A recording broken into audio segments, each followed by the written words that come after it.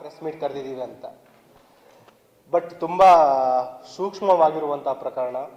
ಇದರಲ್ಲಿ Brahmapur police station ಲಿಮಿಟ್ಸಲ್ಲಿ Vitthal ನಗರ ಒಬ್ಬರು ಹಿರಿಯ ಮಹಿಳೆ ಇರ್ತಾರೆ, ವಯಸ್ಸಾದ ಅಜ್ಜಿ ಇರ್ತಾರೆ. ಇದು ಪ್ರಕರಣ ಆಗಿದ್ದು ಆ್ಯಕ್ಚುಲಿ ಮೇದಲ್ಲಿ, ಲಾಸ್ಟ್ ಇಯರ್ ಮೇದಲ್ಲಿ ಆಗಿತ್ತು. ಈವ್ನಿಂಗ್ ಅರೌಂಡ್ ಬಿಟ್ವೀನ್ 8 to 10 ವೈದ್ಯರು ಇರ್ತಾರೆ. ವೈದ್ಯರು ಅವರು ಖಾಸಗಿ ಕ್ಲಿನಿಕ್ಗೆ ಹೋಗಿರ್ತಾರೆ. ಮನೆಯಲ್ಲಿ ಒಬ್ಬಂಟಿಯಾಗಿ ಅಜ್ಜಿ ಇರ್ತಾರೆ, ಅವ್ರ ತಾಯಿ. ಏನು ಒಬ್ಬನು ಆರೋಪಿ ಇದ್ದಾನೆ, ಆ ಮನೆಗೆ ಎಂಟ್ರ್ ಆಗ್ತಾನೆ. ಬಾಗಿಲು ಹಾಕಿರೋದಿಲ್ಲ. ಮನೆಗೆ ಎಂಟ್ರಾಗಿ ಅವರಿಗೆ ಕೈಕಾಲು ಕಟ್ಟಿ ಬಾತ್ರೂಮಲ್ಲಿ ಲಾಕ್ ಮಾಡಿ ಅವ್ರ ಮೈ ಮೇಲಿರುವ ಚಿನ್ನಾಭರಣವನ್ನು ದೋಚ್ಕೊಂಡೋಗಿರ್ತಾನೆ. ಸೊ ತುಂಬ ಗಂಭೀರವಾಗಿರುವ ಪ್ರಕರಣ ಆಗಿರುತ್ತು. ಸ್ಥಳ ಪರಿಶೀಲನೆ ಎಲ್ಲ ಮಾಡಿದ್ವಿ ಮತ್ತು ತಾಂತ್ರಿಕ ತನಿಖೆಯನ್ನು ಕೂಡ ಮಾಡಲಾಗಿತ್ತು.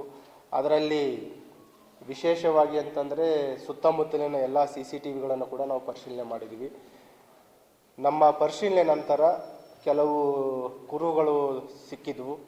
ಅದರಲ್ಲಿ ವಿಶೇಷವಾಗಿ ಪ್ರಶಂಸಿಸಬೇಕಾಗಿದ್ದು ಈಗಿನ ಏನು ಬ್ರಹ್ಮಪುರ್ ಇನ್ಸ್ಪೆಕ್ಟರ್ ಇದ್ದಾರೆ ಮತ್ತು ಅವರ ಕ್ರೈಮ್ ಟೀಮ್ ಮತ್ತು ACP ಸೌತ್ ಈ ಒಂದು ಕಂಟಿನ್ಯೂಯಸ್ ಪರ್ಸಿವರೆನ್ಸ್ನಿಂದ ಆರೋಪಿಯನ್ನು ಪತ್ತೆ ಹಚ್ಚುವಲ್ಲಿ ಮತ್ತು ಆರೋಪಿಯನ್ನು ಬಂಧಿಸುವಲ್ಲಿ ಯಶಸ್ವಿಯಾಗಿದ್ದಾರೆ. ಇದರಲ್ಲಿ ಬಂಧಿತನಾದವನ ಆರೋಪಿ ಹೆಸರು ಶಿವಕುಮಾರ್ ಅಲಿಯಾಸ್ ದಡಿಯಾ ಶಿವ ಅಂತ. ಬೇಸಿಕಲಿ ಅರೌಂಡ್ 35 years, ಮೂಲತಃ ಬೆಂಗಳೂರವನು. ಇವನ ಒಂದು ಅಪರಾಧ ಹಿನ್ನೆಲೆಯನ್ನು ನಾವು ಕಲೆ ಹಾಕಿದಾಗ ಅಂತಾರಾಜ್ಯ ಅಪರಾಧಿ ಇದ್ದಾನೆ ಇವನು. ತೆಲಂಗಾಣ, ಆಂಧ್ರ ಪ್ರದೇಶ, ತಮಿಳುನಾಡು ಮತ್ತು ಕರ್ನಾಟಕ ವಿವಿಧ ರಾಜ್ಯಗಳಲ್ಲಿ ಇವನ ಮೇಲೆ ಅಪರಾಧಗಳಿದ್ದಾವೆ. ಮತ್ತು ಇನ್ನೊಂದು ಗಮನಿಸಬೇಕಾಗಿದ್ದಂತಂದರೆ ಇವನ ಮೇಲೆ ಬರೇ ರಾಬ್ರಿ, ದರೋಡೆ ಅಷ್ಟೇ ಅಲ್ಲ, ಮನೆ ಕಳ್ಳತನ ಪ್ರಕರಣಗಳಿದ್ದಾವೆ, ವೆಹಿಕಲ್ ವಾಹನ ಕಳ್ಳತನ ಪ್ರಕರಣಗಳಿದ್ದಾವೆ, ಕೊಲೆ ಪ್ರಕರಣ ಇವನ ಮೇಲಿದೆ.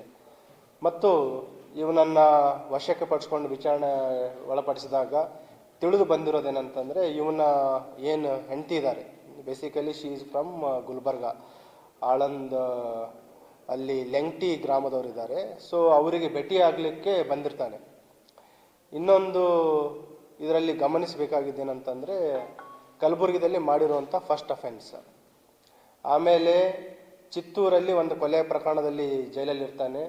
ಬೇಲಲ್ಲಿ ಹೊರಗಡೆ ಬಂದು ಅವನ ಹೆಂಡತಿ ಜೊತೆ ಇಲ್ಲಿ ವಾಸಕ್ಕೆ ಬಂದಾಗ ಈ ಅಪರಾಧ ಮಾಡಿ ಹೋಗಿರ್ತಾನೆ. 1 week ಇಲ್ಲಿ ಇದ್ದಿರ್ತಾನೆ. ಆ ಟೈಮಲ್ಲಿ ಹಣಕ್ಕೆ ಏನು ಖರ್ಚಿಗೆ ಬೇಕಾಗಿರುತ್ತೆ ಆ ಟೈಮಲ್ಲಿ ಅಪರಾಧ ಮಾಡಿರ್ತಾನೆ.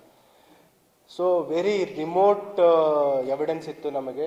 ತುಂಬ ಕಠಿಣವಾದ ಪ್ರಕರಣ ಇತ್ತು. ಆದರೂ ನಮ್ಮ ತನಿಖಾ ಏನು ಸಿಬ್ಬಂದಿ ಇದ್ದಾರೆ, ಅಧಿಕಾರಿಗಳಿದ್ದಾರೆ, ಉತ್ತಮ ಒಂದು ಪತ್ತೆಯನ್ನು ಮಾಡಿದ್ದಾರೆ. ಇದೇ ರೀತಿ ತಾವು ನೋಡಿದ್ರಿ, ಕಳೆದ 1.5 ತಿಂಗಳ ಹಿಂದೆ ಒಬ್ಬನು ಪುಣೆಯಿಂದ ಮಹಾರಾಷ್ಟ್ರದಿಂದ ಟ್ರೈನ್ ಹತ್ತಿ ಕನ್ಯಾಕುಮಾರಿ ಹೋಗಬೇಕಾದ್ರೆ ಟ್ರೈನ್ ಟಿಕೆಟ್ ಇಲ್ಲದೆ ಆಕ್ಸಿಡೆಂಟಲ್ ಆಗಿ ಕಲಬುರಗಿದಲ್ಲಿ ಅಪರಾಧ ಮಾಡ್ತಾನೆ. ಅದರಲ್ಲಿಯೂ ಕೂಡ ನಮ್ಮ ಸ್ಟೇಷನ್ ಬಜಾರ್ದವರು ಆರೋಪಿಯನ್ನು ಬಂಧಿಸಿ ಇಂಟ್ಯಾಕ್ಟ್ ಪ್ರಾಪರ್ಟಿಯನ್ನು ರಿಕವರಿ ಮಾಡಿದ್ವಿ. So we are trying best. ಎಲ್ಲಿ ನಮಗೆ ಸಣ್ಣ ಪುಟ್ಟ ಕುರುಹುಗಳಿದ್ರು ಅವುಗಳನ್ನು ಪತ್ತೆ ಮಾಡದೆ ಬಿಡ್ತಾ ಇಲ್ಲ. ಇದರಲ್ಲಿಯೂ ಕೂಡ ಈ ಆರೋಪಿಯನ್ನು ಬಂಧಿಸಲಾಗಿದೆ. ಇದರಲ್ಲಿ ಶ್ರಮಿಸಿದ ಎಲ್ಲ ಅಧಿಕಾರಿ ಸಿಬ್ಬಂದಿಯವರಿಗೆ ನಾನು ಪ್ರಶಂಸನಾ ಪತ್ರಗಳನ್ನು ನೀಡ್ತಾ ಇದ್ದೀನಿ. ಮತ್ತು ಇದರಲ್ಲಿ ಏನಾದರೂ ಕ್ವಶನ್ಸ್ ಇದ್ದರೆ ಕೇಳಿ. ಒಂದೇ ಮನೇಲಿದ್ದರು. ಅವ್ರದ್ದು ಏನು ಡಾಕ್ಟರ್ ಇದ್ದಾರೆ, ಅವರು ಪ್ರೈವೇಟ್ ಕ್ಲಿನಿಕ್ ಹೋಗಿದ್ದ ಸಂದರ್ಭದಲ್ಲಿ ಅವರು ಮನೇಲಿ ಒಬ್ಬರೇ ಇರ್ತಾರೆ. ಓನ್ಲಿ ರಾಬ್ರಿ ಮಾಡಿರೋಂಥದ್ದು, ಬೇರೆ ಏನು ಕಳ್ತನ ಮಾಡಿಲ್ಲ. ಅದು ಅವನು ತಲೆನೇ ಹಾಕಿಲ್ಲ. ಅವನು ಅಜ್ಜಿನ ಟಾರ್ಗೆಟ್ ಮಾಡಿದಾನೆ. ಆ ಏನು ಟೈಮ್ ಇದೆ 8 to 10 ಅವರು ಕ್ಲಿನಿಕ್ ಹೋಗಿರ್ತಾರೆ. ಆ ಟೈಮಲ್ಲಿ ಇವರು ಮನೇಲಿ ಒಬ್ಬರೇ ಇರ್ತಾರಂತ ಗಮನಿಸಿ ಆ ಟೈಮಲ್ಲಿ ಅಪರಾಧ ಮಾಡಿರೋಂಥದ್ದು. ಸೊ ಈಗ ನಾವು ಕಲೆ ಹಾಕಿದ ಪ್ರಕಾರ ನಿಯರ್ಲಿ 40ರಿಂದ 50 ಪ್ರಕರಣಗಳು ಇವ್ರ ಮೇಲೆ ಇದ್ದಾವೆ, ಬೇರೆ ಬೇರೆ ರಾಜ್ಯಗಳಲ್ಲಿದ್ದಾವೆ. ಹೆಚ್ಚಿನದಾಗಿ ರಾಬ್ರಿ, ದರೋಡೆ.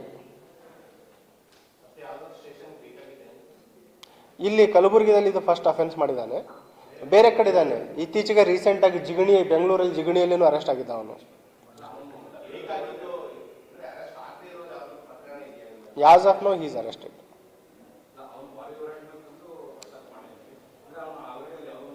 ಜಿಗಣಿಯಲ್ಲಿ ಒಂದು ಪ್ರಕರಣದಲ್ಲಿ ಜೆಸಿಯಲ್ಲಿದ್ದ.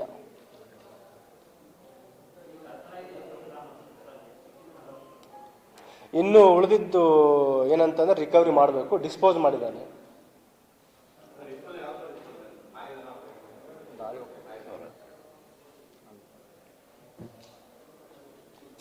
ಮತ್ತೆ ಇದರಲ್ಲಿ ಇವನು ಈಗ ರೂಢಿಗತ ಅಪರಾಧಿ ಇದ್ದಾನೆ, ತಮಗೆಲ್ಲ ಗುರ್ತಿದೆ. ಎಲ್ಲೇ ಇವನಿಗೆ ಅರೆಸ್ಟ್ ಮಾಡಿದ್ರೆ ಇಮಿಡಿಯೇಟ್ಲಿ ಹ್ಯೂಮನ್ ರೈಟ್ಸ್ ಕಮಿಷನಿಗೆ ಬರೆಯುವಂಥದ್ದು, ಎಲ್ಲರಿಗೆ ಸಂಬಂಧಪಟ್ಟವ್ರಿಗೆ ಅಲರ್ಟ್ ಮಾಡೋವಂಥದ್ದು ಮಾಡ್ತಾನೆ. ಸೊ ಏನು ಪೊಲೀಸು ಡಿಟೆಕ್ಷನ್ನು ರಿಕವರಿ ಇರುತ್ತೆ ಅದರಲ್ಲಿ ಅಡೆತಡೆ ಮಾಡಲಿಕ್ಕೂ ಕೂಡ ಇವನು ಹಾಕ್ತಾನೆ. ಜಿಗಣಿ ಪೊಲೀಸ್ ಸ್ಟೇಷನಲ್ಲಿ ದರೋಡೆ ಕೇಸಲ್ಲಿದ್ದಾನೆ. ಅಲ್ಲಿ ಒಂದು 16 ಪ್ರಕರಣಗಳು ಪತ್ತೆಯಾಗಿದೆ ಇತ್ತೀಚೆಗೆ. ಟೋಟಲ್ 1 ವೀಕ್ ಇದ್ದ ಇಲ್ಲಿ.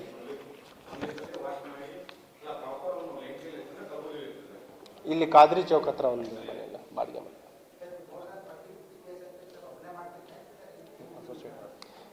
ಮೆಜಾರಿಟಿ ಅಸೋಸಿಯೇಟ್ಸ್ ಎಲ್ಲ ಇದ್ದಾರೆ, ಬೇರೆ ಬೇರೆ ಟೀಮು ಇದ್ದಾರೆ ಇವನ ಜೊತೆ. ಇಲ್ಲಿ ಮಾಡಿದ್ದು ಒಬ್ಬನೇ. ಅದು ನಮಗೆ CCTV ಫುಟೇಜು ಇದೆ, ಅವನಿಗೆ ಎಲ್ಲ ಏನು ಮ್ಯಾಚ್ ಆಗುತ್ತೆ. ಹಾಗಾಗಿ ನಮ್ಗೆ ಹೆಲ್ಪ್ ಆಯಿತು. ಅದಕ್ಕೆ ಹೇಳಿದ್ದು ನಾನು, CCTV ಮತ್ತು ಟೆಕ್ನಿಕಲ್ ಇನ್ವೆಸ್ಟಿಗೇಷನ್ನಿಂದ ಈ ಆರೋಪಿಯನ್ನು ಬಂಧಿಸಲಿಕ್ಕೆ ಸಾಧ್ಯ ಆಯಿತು.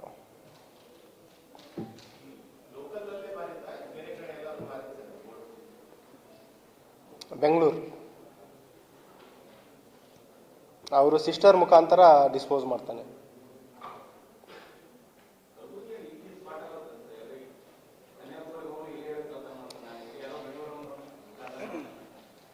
ಗುಡ್ ಥಿಂಗ್ ಅಂತಂದರೆ ಆಕ್ಸಿಡೆಂಟಲ್, ಈಗ ನೋಡಿದರೆ ನೀವು ಆಕ್ಸಿಡೆಂಟಲ್ ಇಳಿದು ಬಂದು ಅಪರಾಧ ಮಾಡಿರುವಂಥದ್ದು. ಯಾರು ಅವನು ಮಹಾರಾಷ್ಟ್ರದಿಂದ ಬಂದಿರುವಂಥನು.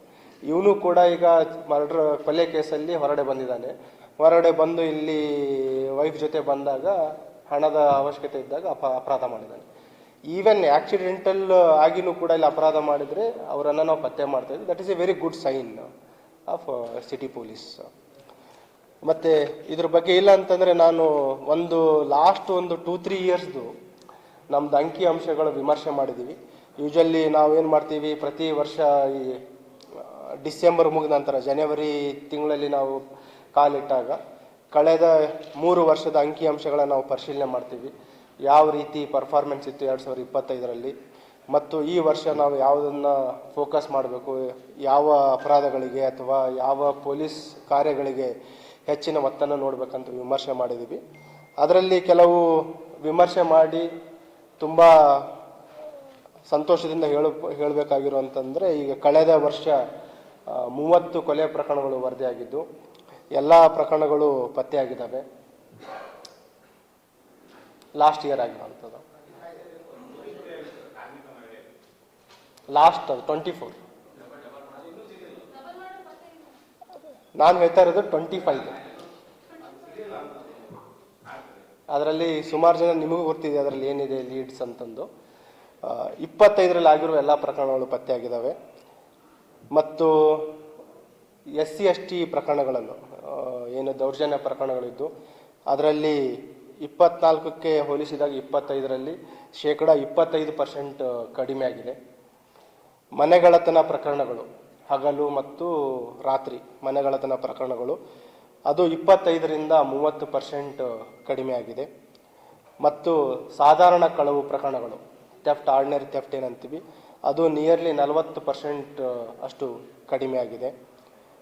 23ಕ್ಕೆ ಕಂಪೇರ್ ಮಾಡಿದಾಗ ನಮ್ಮ ಡಕಾಯಿಟಿ ಏನಾಗ್ತಿದ್ದು, ಪ್ರೊಫೆಷ್ನಲ್ ಡಕಾಯಿಟಿಗಳು, ದರೋಡೆ ಪ್ರಕರಣಗಳು, ಅವು 60% ಅಷ್ಟು ಕಡಿಮೆ ಆಗಿದೆ. ರಾಬ್ರಿ ಕೇಸಸ್, ನಾವೇನು ಮೊಬೈಲ್ ಸ್ನ್ಯಾಚಿಂಗು ಇವೆಲ್ಲ ಇತ್ತು, ತಮಗೆ ಗೊತ್ತಿದೆ ಕೆಲವು ಕೋರ್ಸಿವ್ ಆ್ಯಕ್ಷನ್ ಏನು ಪೊಲೀಸ್ ತೊಗೊಂಡಿದ್ದು, ಮತ್ತು ರೂಢಿಗತ ಅಪರಾಧಿಗಳು MOB ಕ್ರಿಮಿನಲ್ಸ್ಗಳ ಮೇಲೆ ನಮ್ಮ ಸರ್ಚ್ ಇರುವಂಥದ್ದು, ಅವ್ರ ಮೇಲೆ ಇಟ್ಟಿರುವ ವಾಚ್ಗಳು, ಅದು ರಾಬ್ರಿ ಪ್ರಕರಣಗಳು 50% ಕಡಿಮೆ ಆಗಿದೆ 25ರಲ್ಲಿ.